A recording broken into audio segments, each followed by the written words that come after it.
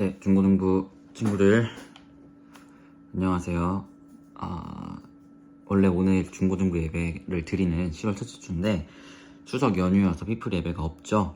근데 저희가 중고등부 예배 때 요셉 이야기를 계속 살펴보고 있었고 사실 오늘 말씀을 피플 예배를 드려서 또 요셉을 마무리했으면 참 좋은데 예배가 없기 때문에 제가 이렇게 유튜브로 여러분과 요셉 이야기를 마무리하겠다고 저는 이야기를 했어요. 기억 못하겠지만 그래서 여러분께 유튜브를 올려드리고요. 저는 이제 11월이면 피플스 교회를 떠나기 때문에 요셉을 여러분과 나누는 것은 오늘이 마지막입니다. 그래서 우리가 지금까지 살펴봤던 요셉 이야기를 총 정리하면서 요셉 강해를 이제 마무리했으면 좋겠어요. 그래서 오늘 여러분과 함께 나누고 싶은 말씀은 창세기 50장 22절부터 26절입니다. 창세기 50장 22절부터 26절 제가 읽도록 할게요. 요셉이 그의 아버지의 가족과 함께 애굽에 거주하며 110세를 살며 에브라임 자손 3대를 보았으며 므낫세의 아들 마길의 아들들도 요셉의 스라에서 양육되었더라. 요셉이 그의 형제들에게 이르되 나는 죽을 것이나 하나님이 당신들을 돌보시고 당신들을 이 땅에서 인도하여 내사 아브라함과 이삭과 야곱에게 맹세하신 땅에 이르게 하시리라 하고 요셉이 또 이스라엘 자손에게 맹세시켜 이르기를 하나님이 반드시 당신들을 돌보시리니 당신들은 여기서 내 해골을 메고 올라가겠다 하라 하였더라. 요셉이 110세의 죽음에 그들이 그 몸에 향재료를 넣고 애굽에서 입관하였더라. 아멘. 네, 여러분 요셉은 17살에 형제들에게 팔려서 애굽의 노예가 된 사람이었어요.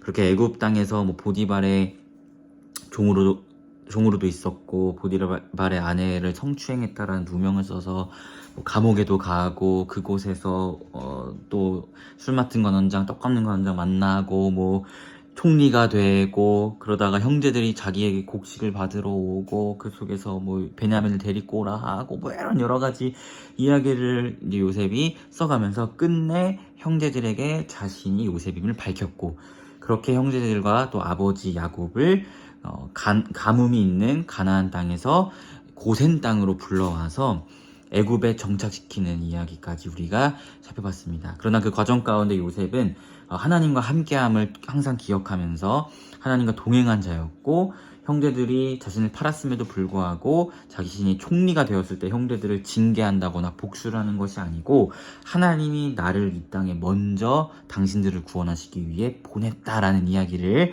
했다. 이런 말씀까지 우리가 살펴보았죠.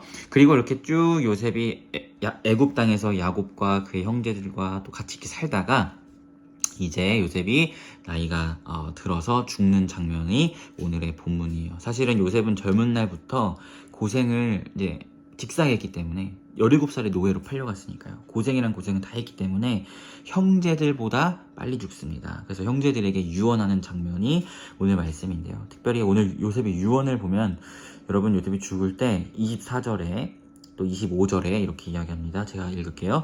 요셉이 그의 형제들에게 이르되 나는 죽을 것이나 하나님이 당신들을 돌보시고 당신들을 이 땅에서 인도하여 내사 아브라함과 이삭과 야곱에게 맹세하신 땅에 이르게 하시리라 하고 요셉이 또 이스라엘 자손에게 맹세시켜 이르기를 하나님이 반드시 당신들을 돌보시리니 당신들은 여기서 내 해골을 메고 올라가겠다 하라 하였더라. 아멘. 요셉이 무엇을 유언합니까? 난 이제 죽지만 언젠가 하나님께서 이스라엘 자손들을 아브라함에게 약속하신 땅으로 가게 하실 때 반드시 내 해골을 가지고 가주세요 라는 유언을 형제들에게 남깁니다.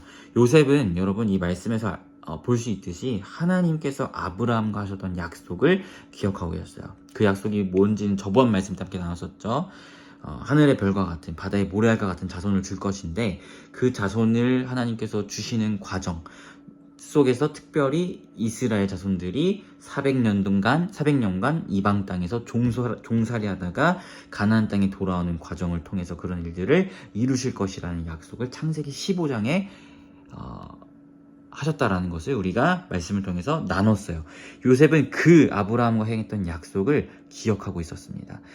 자신이 아브라함을 직접 만나진 않았지만 아브라함, 이삭, 야곱을 통해서 계속해서 내려오는 그 하나님과의 언약을 요셉은 기억하고 있었던 것이죠. 그래서 요셉은 자신이 애굽에 팔려갔고 노예가 됐고 그렇게 형제들에게 복수할 수 있는 기회가 찾아왔음에도 복수하지 않고 오히려 나를 먼저 보내서 당신들을 구원하게 하려 하셨습니다라는 이런 고백을 할 수 있는 그 모든 이유도 사실은 아브라함과 행했던 그 약속을 요셉은 기억하고 있었기 때문에 그렇게 행할 수 있었던 거예요. 왜냐하면 하나님께서 아브라함을 통해서 펼쳐가실 그 구원의 역사 속에서 자신의 삶과 인생이 어느 위치에 서 있는지, 나의 이 고난과 어려움과 역경이 하나님의 구원 사역 안에서 어떤 역할을 하고 있는지를 요셉은 알고 있었기 때문입니다. 그래서 요셉은 인생을 마무리하면서도 내가 지금 죽지만 언젠가 당신들이 가나안 땅에 돌아갈 때 나의 해골을 가지고 가달라는 유언을 할 수 있는 거예요. 왜냐하면 그의 인생은 항상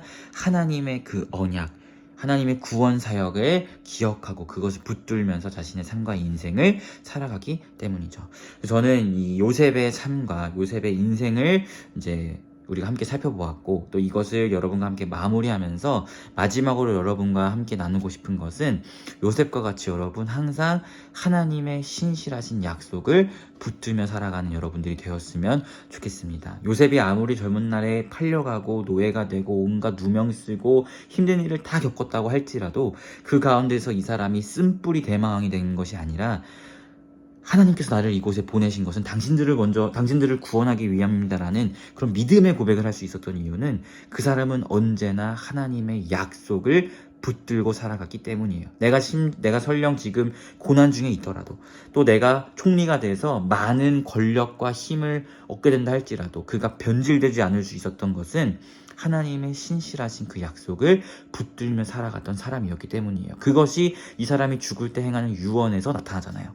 너희가 돌아갈 때 나의 해골을 가지고 가달라라는 그 유언에서 나타나듯이 여러분들이 삶을 살아갈 때 언제나 하나님의 신실하신 약속을 붙들며 살아간 여러분들이 되었으면 좋겠습니다. 특별히 여기서 말하는 하나님의 약속이라 함은 물론 여러분 개개인의 인생을 향한 하나님의 개인적으로 주시는 약속이 될 수도 있겠지만 특별히 예수 그리스도께서 이 땅에 다시 오시겠다라고 말씀하신 그 약속, 하나님께서 반드시 여러분의 구원을 완성하신다는 그 약속, 하나님께서 하나님 나라를 반드시 이루신다는 그 약속을 기억하며 살아간 여러분들이 되었으면 좋겠어요. 그것을 기억할 때 여러분의 이 땅의 삶이 때로는 고난이 온다 할지라도, 때로는 어려움이 온다 할지라도 끝내 예수께서 다시 오시며 반드시 이 모든 상황을 역전하시고 하나님 나라를 완성하실 것이라는 그 사실을 붙들면서 우리가 성도로서의 견디고 인내함을 지킬 수 있는 것입니다. 믿음의 신실함을 써갈 수 있는 거예요. 그 약속을 붙들 때. 그때 우리가 요셉처럼